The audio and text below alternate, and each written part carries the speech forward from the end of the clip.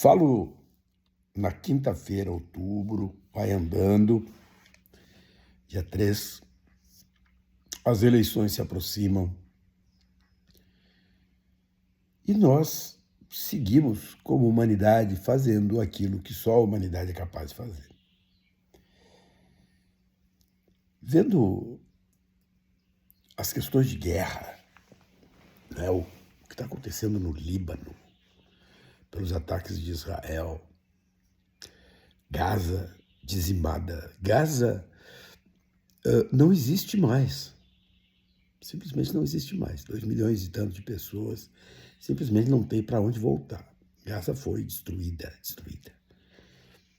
42 mil, 43 mil mortos. Crianças, todo mundo já sabe disso. As imagens agora são as imagens dos mísseis iranianos descendo sobre Tel Aviv, o domo de ferro fazendo aquela destruição, aquele espetáculo tétrico da morte cobrindo o Oriente Médio, e ao que tudo indica, as coisas vão piorar.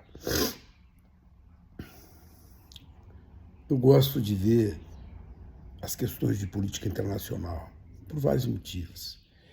Ontem estava acompanhando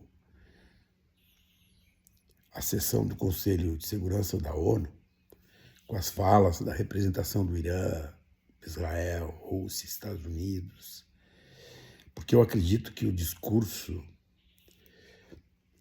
ele não é vazio, né? O discurso, especialmente o discurso diplomático, ele traz uma carga de racionalidade, né?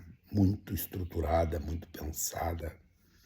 As mensagens estão bem postas. Nada que é dito no discurso diplomático é gratuito, nada. Mas aí eu me deparo com uma questão que realmente é um problema, sabe? É o tema das nossas capacidades cognitivas. Porque para compreender esses discursos, nós precisamos ter uma capacidade cognitiva mínima. Nós precisamos exercitar isso. E nesta quadra histórica, o que mais nós desconstruímos são as nossas capacidades cognitivas. Isso se dá muito pela questão das redes sociais, pelo abandono, por exemplo, do pensamento complexo.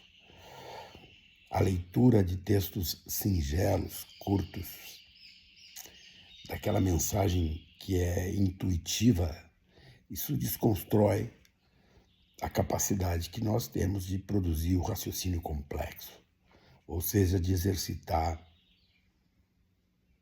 a nossa capacidade cognitiva a pleno. Exemplo disso,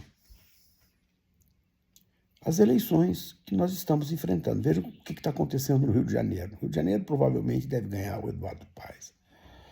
Mas o Ramagem, que é o candidato do Bolsonaro, está num crescimento vertiginoso. O que explica isso? Como é que as pessoas podem fazer isso? O que explica é que essas pessoas são essas pessoas. As mesmas que elegeram Sérgio Cabral, que elegeram Witzel, que elegeram aquele bispo da Igreja Universal para a Prefeitura do Rio, deu no que deu, que pode, de novo, criar uma condição, que é uma condição do ponto de vista cognitivo inacreditável, mas é. Em São Paulo, maior cidade da América Latina, terceiro maior orçamento do Brasil, acreditem, todas as pesquisas indicam que Pablo Marçal, sim, pode ir ao segundo turno das eleições. Sim, Pablo Marçal. Que deixa o estado de joelhos, que vende... Bom, não vou nem falar esse cara, né? É o lamaçal. Mas o cara, por exemplo, consegue, junto com aquele cara da boiada, Ricardo Salles, juntar 100 empresários importantes numa janta de campanha. Então, quando eu falo de capacidade cognitiva, eu não estou falando do chinelão, do não escolado. Não, não é disso que eu estou falando. Porque esses caras que foram nessa janta com o Pablo Marçal, todos escolados, todos economicamente resolvidos. Mas o que eles pensam sobre o mundo? O que eles pensam como quando, por exemplo, o Benjamin Netanyahu faz o que faz? Por que eu falo do Benjamin Netanyahu? É o mesmo campo político, um campo de extrema-direita. No que esses caras acreditam? Que mundo esses caras veem? Eles veem um mundo construído a partir das suas capacidades cognitivas. É um campo político. E quem sufraga essa gente? Quem sustenta essa gente? Quem dá base política para essa gente? É o povo, as pessoas, os habitantes do planeta Terra. Com os ataques de Israel ao Líbano, a popularidade do Netanyahu aumentou. Por uma série de motivos, mas aumentou. A matança gera simpatias, acreditem. De guerra em guerra, por exemplo, nós vamos hierarquizando, não se vê mais nas mídias